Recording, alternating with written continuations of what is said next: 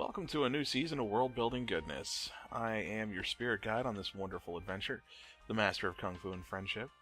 And in this episode, we'll be navigating the weird balance between that tired story you've heard 20 times before and why every sci-fi and fantasy starts around a dinner table. I'm DC Ferguson for Art of the Arcane, and this is the WorldBuilding Dojo. Now, you know what a cliche is. As a matter of fact, that's kind of the rule. A cliche is a formula that's been used over and over to the point it's tired, trite, lame, boring, predictable. Now, that last bit, predictable, that's the part that makes a cliche so bad. But that's not the only thing. And just because you're using a cliche doesn't mean it won't work. Example time. So, let's look at the end of the fantastical Wizard of Oz. In the end, the craziness and the adventure of the fantasy world of Oz was just a dream. And you were there, and you were there.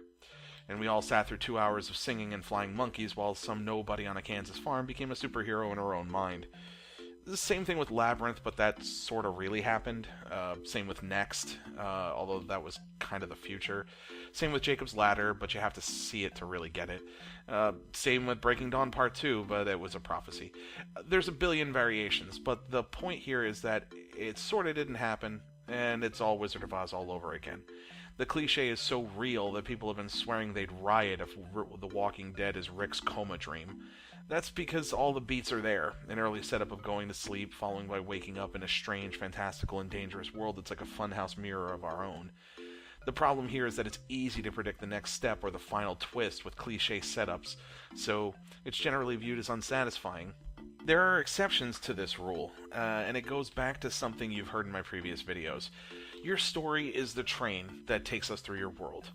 Make the interior of the train luxurious enough, and cliches matter a whole lot less. Case in point, William Shakespeare's Romeo and Juliet. Near as I can tell from my research, there have been 859 variations of Romeo and Juliet since the invention of television. What made this different was the original play, the original words, but a modern setting. It was a runaway hit. Teenagers were lining up to hear people speak English in a way they didn't understand so they could watch two people fall in love over a weekend and die. It was a fresh take on a formula that had become cliché over the past 400 some odd years. It's important to remember that if you're using a cliché, it's excusable if you can bring something new to the table with it. So, the cliché has to do with formula, the movement and beats of a story, and how it's been done to death and we've seen it all before. Tropes are a little bit more ubiquitous because they're devices you use, and they're mostly harmless. We're talking about the humble farm boy in this movie. This movie. No, not that one.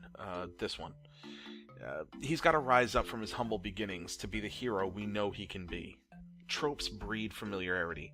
They're welcome. Cliches are the ones that show up to the party, get drunk, and make an ass of themselves. Every time they ring your doorbell, you're just dreading it, because it always ends the same. Uncle Bernie has too much brandy, makes an inappropriate comment, and then throws up on your lawn and passes out. The lesson here is we want to avoid beating a trope to death, or it gets cliche. And also that I hate Uncle Bernie. Now, what if I told you that there were an infinite number of ways to tell a story, but only a handful of stories to tell? Well, time to take the red pill. We're going to see how far this rabbit hole goes. Nobody asked you, video. Anyway, let's start with an old humble farm boy. And let's get him in over his head with a big evil. And then let's have a wise mentor come along and show him a bigger world. Not just the bigger world, he also has access to a supreme power that can battle the great evil. We gotta get a little damsel in distress going, and then we're gonna do a montage for glorious combat for the evil. But our new powers fail us. We're just gonna have to suck it up, regroup, and confront the evil one more time, and onward to victory. You see what I mean?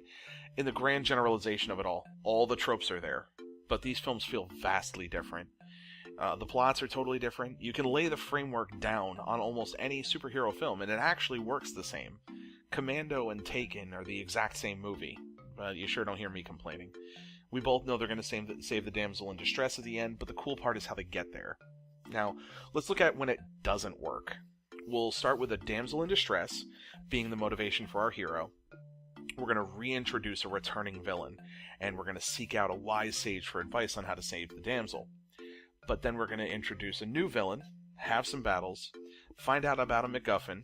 Yes, a MacGuffin. Check my next video for a whole explanation on what this is. But we're going to introduce him, and then we're going to introduce a puppet master, and then we're going to save the damsel. Here's everything wrong with this.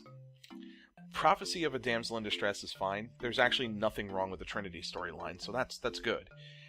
Reintroducing the old villain is also fine, but much like Agent Smith here, the problem's too many villains. His arc gets lost, and it comes off as more of a nuisance than a real threat. And yes, this is the middle part of a trilogy, and he's being set up for the final installment, but actually that makes this worse. If you watch the setup for a big bad in a final installment, the arc needs to take center stage. And as you've seen with movies like Spider-Man 3, forcing too many bad guys into one film waters down the story arc of everybody. Remember, a book, a screenplay, a D&D campaign, or a video game, they're only going to have a finite amount of time for the story to take place in, so every character you add to it lowers the percentage of character development you get to do with each of them. Now, when the levels are like this, you have this amazing balance where everyone's favorite character or favorite villain gets movement.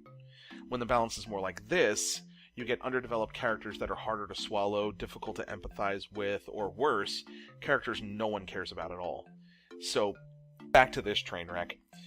Then we have the Merovingian, an honestly awesome character with kind of crappy henchmen. He's an outside evil, meaning he's not connected to the puppet master. He's a badass, but he's window dressing.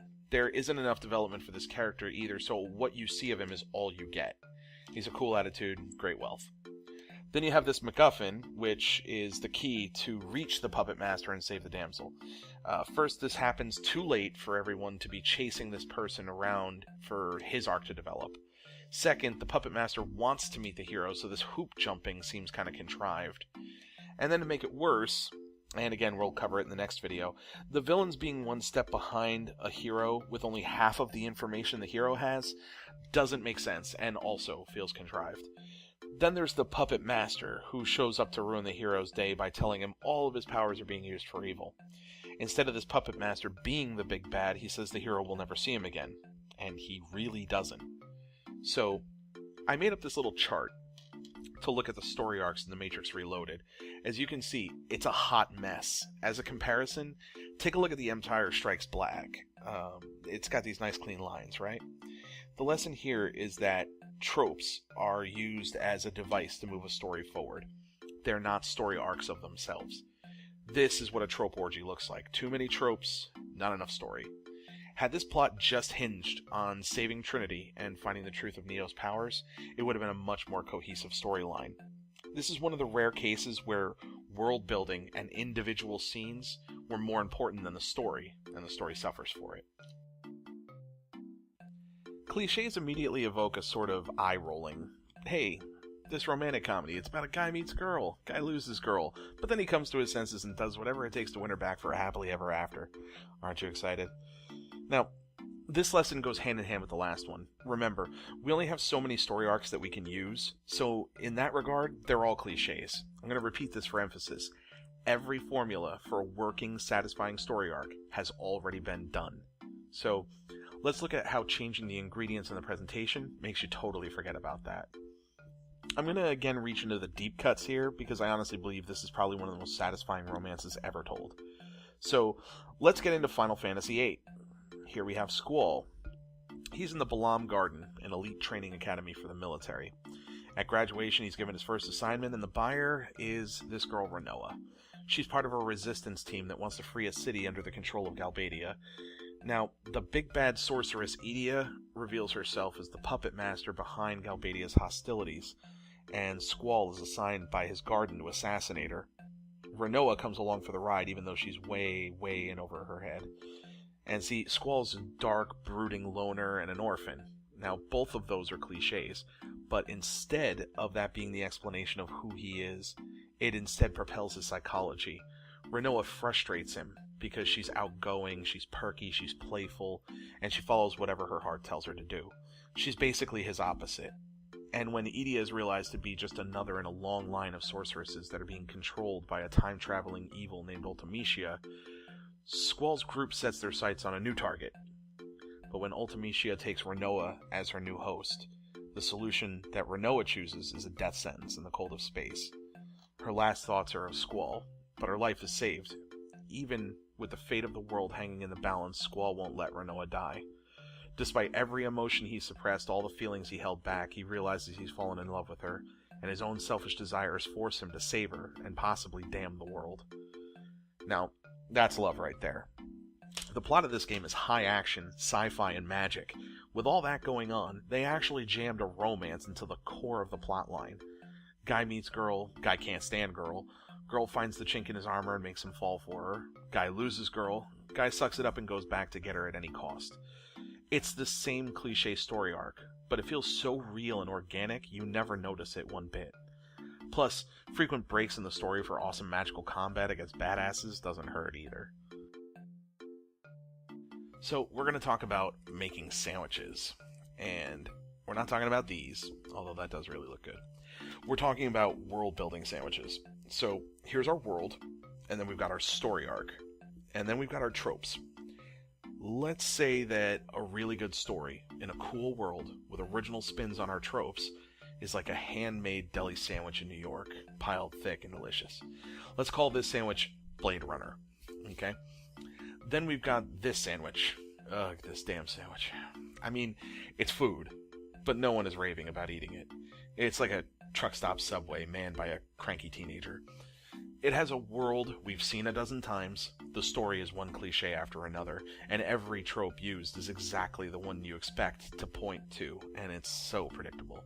So let's call this every disaster movie ever made. See, there's a spot in all of these different places in the sandwich where we can put some originality into it that makes each one stand out. Sometimes what is awesome about it isn't all that original, but the other parts pick up for it, like we saw with Romeo and Juliet. Familiar story, different world, big payoff. The spaces where you put yourself into it and make it your own is what makes a story great. Play with the tropes. Maybe the damsel in distress is a guy being saved by the girl.